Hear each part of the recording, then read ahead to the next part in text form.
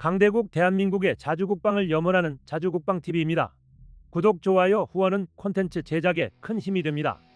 동북아시아에서 지금 가장 빠르게 국방력을 증강시키며 주변 국가들은 물론 서방 강대국들까지 긴장하게 만드는 나라가 있습니다. 바로 대한민국입니다.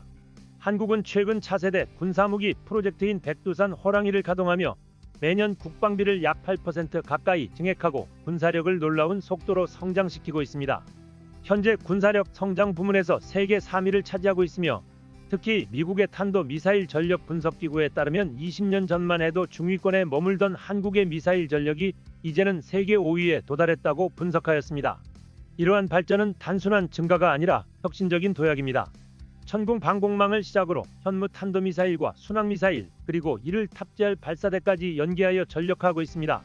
현무 미사일 전용 수직 발사대와 이를 장착할 전투함, 잠수함까지 폭발적인 속도로 생산되고 있으며 기존 무기 체계들과의 통합 운영까지 고려한 체계적인 발전이 이루어지고 있습니다.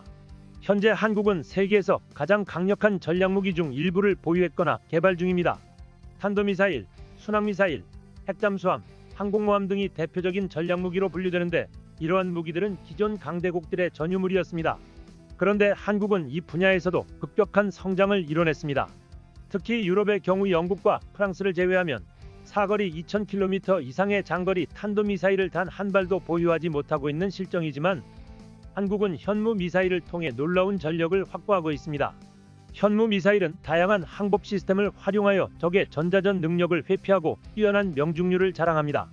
관성 항법장치, 군용 위성 항법장치, 영상 기반 항법장치, 지형 참조 항법 시스템을 결합하여 정밀 유도 능력을 극대화하고 있으며 특히 지하 깊숙한 목표물을 타격할 수 있도록 개발된 강력한 관통탄두를 장착하고 있습니다.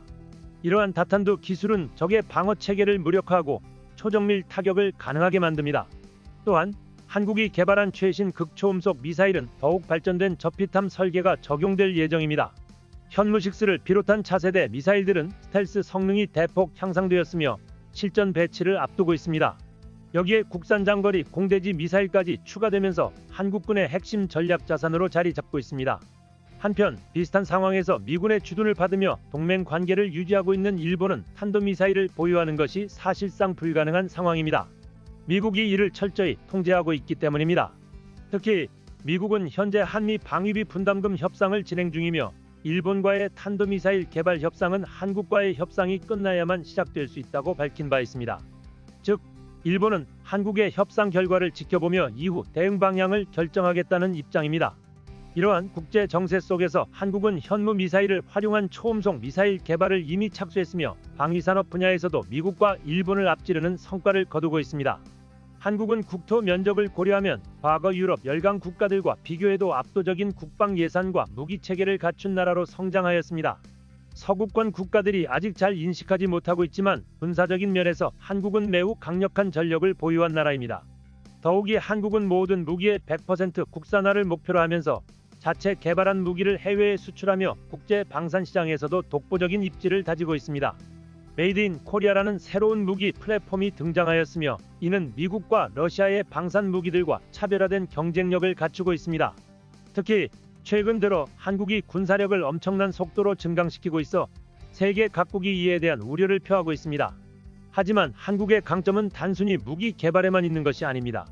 한국군은 전쟁 전략의 완성도가 매우 높은 군대로 평가됩니다.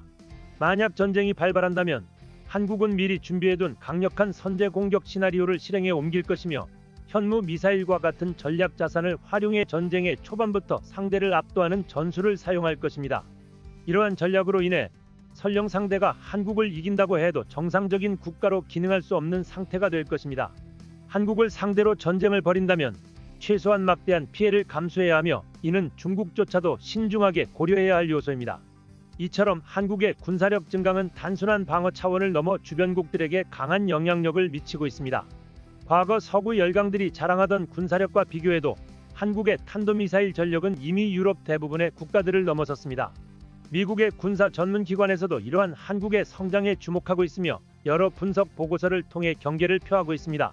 현재 한국의 군사력 순위는 조사 기관에 따라 세계 5에서 6위로 평가되며 특히 육상 전력 부문에서는 영국과 프랑스를 제외한 유럽 전체를 능가할 정도로 성장하였습니다. 사거리 1500km 이상의 미사일 보유 수량에서 세계 5위에 올랐으며 K9 자주포의 대규모 수출과 압도적인 물량으로 인해 자주포 전력 부문에서는 세계 1위를 기록하고 있습니다.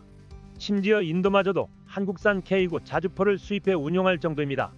또한 현무 미사일 개량형은 KF-21 전투기, 군함, 잠수함에 탑재하기 위해 경량화 작업이 진행 중이며 한국군은 매년 국방비를 8%씩 증액하며 군사력을 질적, 양적으로 모두 향상시키고 있습니다.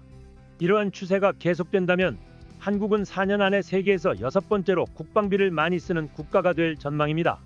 역사는 평화가 힘으로 지켜진다는 사실을 수차례 증명해 왔습니다.